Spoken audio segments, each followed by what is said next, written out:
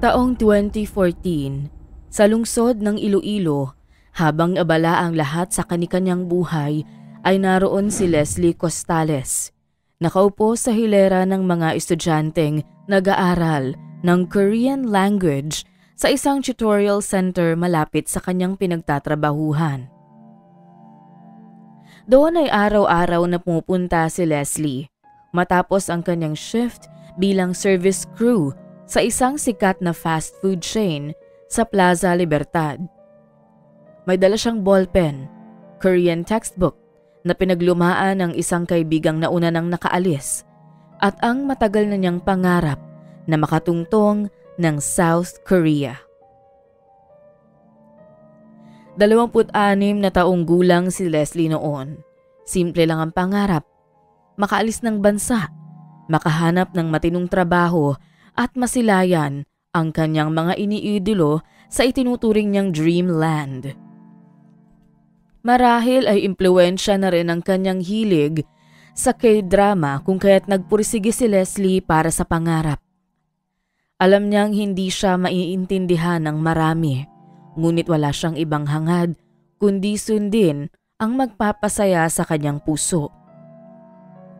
Ang bawat natitira sa kanyang sahod ay kanyang tinabi upang mabayaran ang registration fee para makapag-aral ng Korean language at makapag-exam sa POEA. Naging masigasig siya sa pag-aaral habang isinasabay ang kanyang trabaho bilang service crew.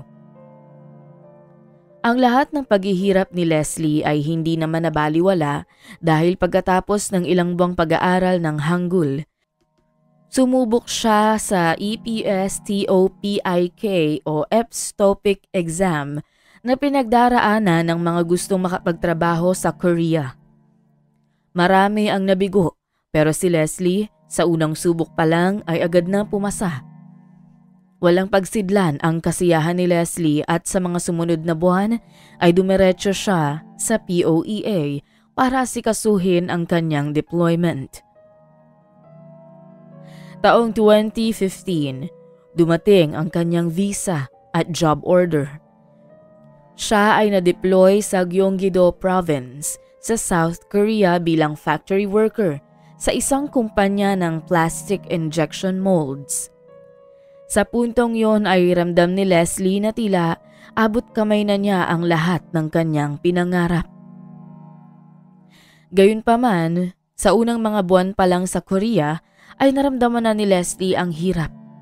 Sumasakit ang likod sa buong araw na pagtayo, mabigat na trabaho at hindi niya lubos na maunawaan ang mga salita sa kumpanya.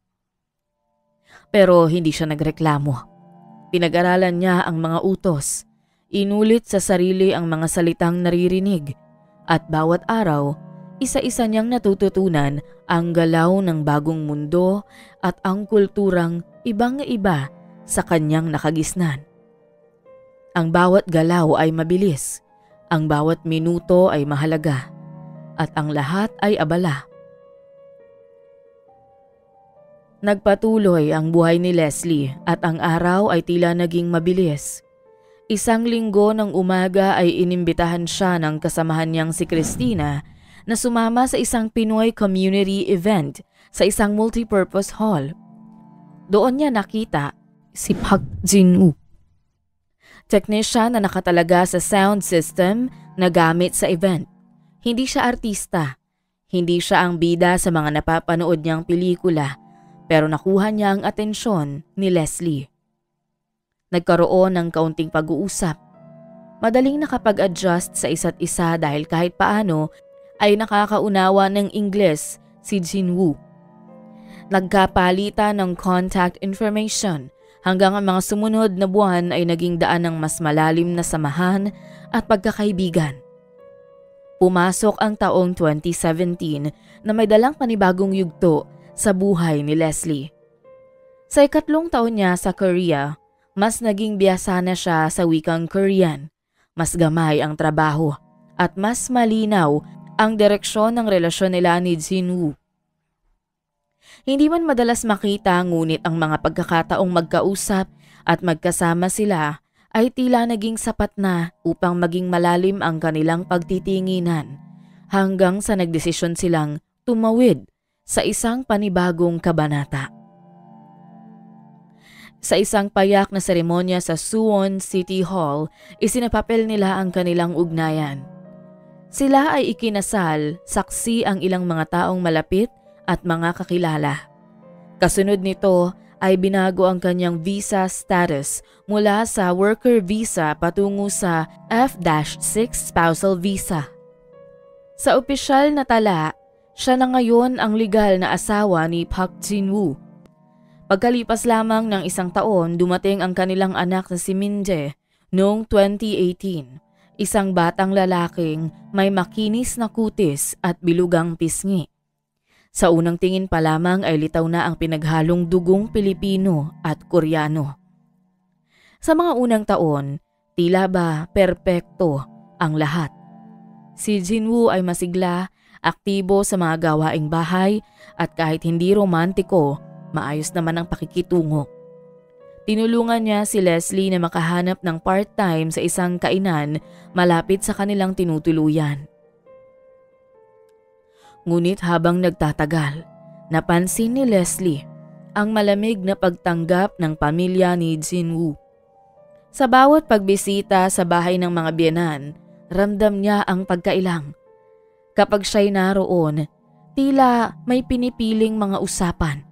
May mga saglit na katahimikan na hindi kayang punan ng kahit anong ngiti.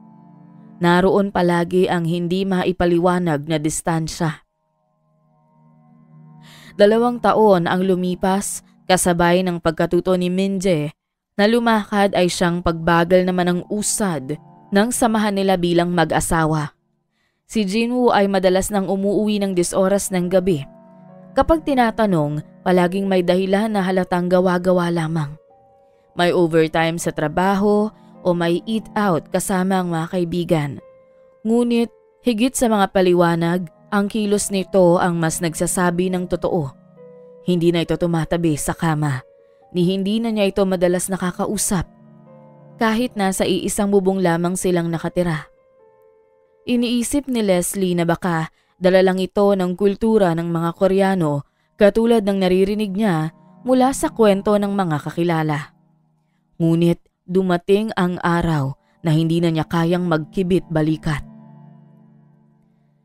Sa pamamagitan ng isang messaging app, nakita niya ang palitan ng mensahe ni Jin-woo at ng isang Koreana. May mga litrato, may mga lumang larawan na sila ay magkasama at may mga mensaheng madali niyang naunawaan bilang pagpapalitan ng matatamis na salita ng 2 taong tila matagal nang magkakilala. Labis siyang nasaktan. Ang inakala niyang lalaking magbibigay ng katuparan sa kanyang pangarap ay puno ng kasinungalingan na ngayon lamang niya natuklasan. Pilit niyang kinalma ang sarili kahit na nalulunod siya sa pait ng panluloko. Hindi niya alam kung paano haharapin si Jin-woo. Siya ay isang dayuhan at si Jin-woo na kaisa-isa niyang kakampi ay tila tinalikuran siya ng tuluyan. Hinarap ni Leslie si Jin-woo at mula sa mga simpleng pagtatalo, lumala ang mga sigawan sa loob ng kanilang maliit na apartment. Unti-unti, naging karaniwang tunog na lamang ang pagbagsak ng mga gamit, ang impit na iyak ni Min-jae at ang mga yabag ni Jin-woo. Napaalis ng hindi lumilingon. Sa mga ganitong sandali, natutunan ni Leslie na maging malakas, hindi lang para sa sarili, kundi para na rin sa kanyang mga anak. Habang lumalalim ang sigalot nilang mag-asawa, dumarami rin ang pananakot. Sa bawat pagtutol niya, sinasabihan siya ni Jin-woo ng mga salitang nagpapaalala sa kanya kung sino siya sa bansang yun. Dayuhan, alipin, hindi tunay na miyembro ng pamilya. Paulit-ulit ang bantang ipapadeport siya sa sandaling magreklamo. Idinagdag pa ni Jin-woo ang posibilidad na ipaampon si Min-jae sa isang foster family sa Korea. Pinagbawalan siyang makipagkita sa mga kapwa Pilipino. Sa loob ng 4 na sulok ng bahay, naging bilanggo si Leslie. Hindi ng pader, kundi ng isang relasyong tila nagiging malalim na hukay. Sa kabila nito, tahimik siyang kumilos. Ang mga pasa ay kinunan niya ng larawan. Inilista ang petsa. Sa bawat pagdatalo at pagbulyaw sa kanya ni Jinwoo, ay lihim niyang inirecord ito sa kanyang cellphone. Isiniksik niya ang mga resibo ng clinic, mga reseta ng antidepressant na nakaipit sa ilalim ng drawer kung saan nakatago rin ang kanilang marriage certificate. Isang araw sa isang simbahan sa Yewa, sa kalagitnaan ng misa ay nakausap niya ang isa ring Filipina, isang church volunteer na may kakilalang Korean interpreter na tumutulong sa mga migranteng may legal conflicts sa bansa. Sa kanilang unang pag-uusap, hindi niya agad sinabi ang lahat. Ngunit sa mga sumunod na linggo, naging mas bukas siya sa kanyang pinagdaraanan. Kung noon ay tila tanggap na niya na walang magbabago sa kanyang sitwasyon, ngayon ay nagkaroon siya ng lakas ng loob upang lumaban. Nagsampa ng kaso si Leslie sa asawa sa tulong na rin ng interpreter at isang abogado.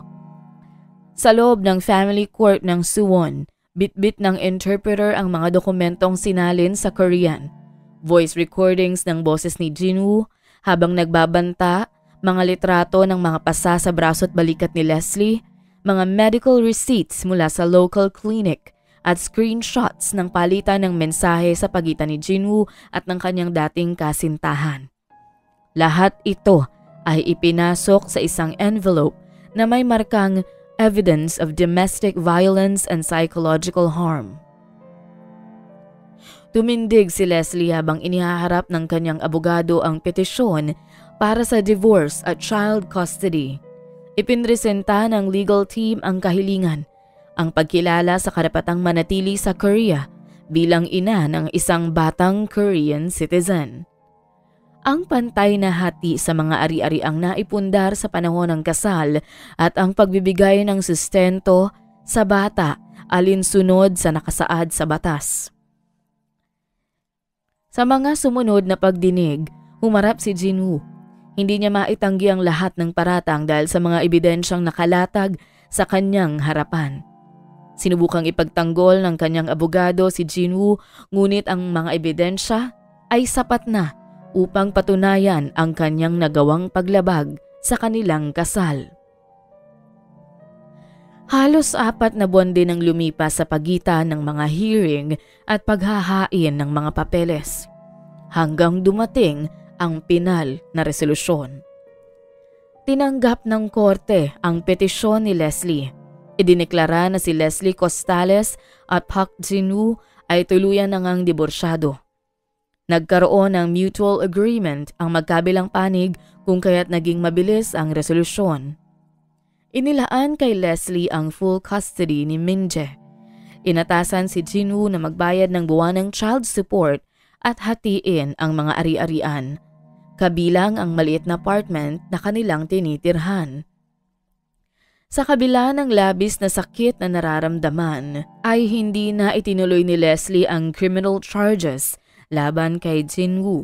Sa halip ay ginawa na lamang home protection case ang kaso sa ilalim ng family court kung saan tinanggalan ng karapatan si Jinwoo bilang magulang ni Min-jae at hindi na rin siya maaaring makalapit kay Leslie. Matapos ang desisyong inilabas ng Suwon Family Court, tila huminto ang oras para kay Leslie. Hindi dahil sa lungkot, kundi sa biglaang katahimikan na ngayon lang niya muling naramdaman sa loob ng nakalipas na taon. Makaraan lamang ang ilang linggo, bagamat maaari pa rin siyang manatili sa Korea bilang nanay ni Min-jae na ipinanganak bilang Korean citizen hanggang sa tumungtong ito ng 18 taong gulang, ay mas pinili ni Leslie na magpatuloy ng buhay sa Pilipinas.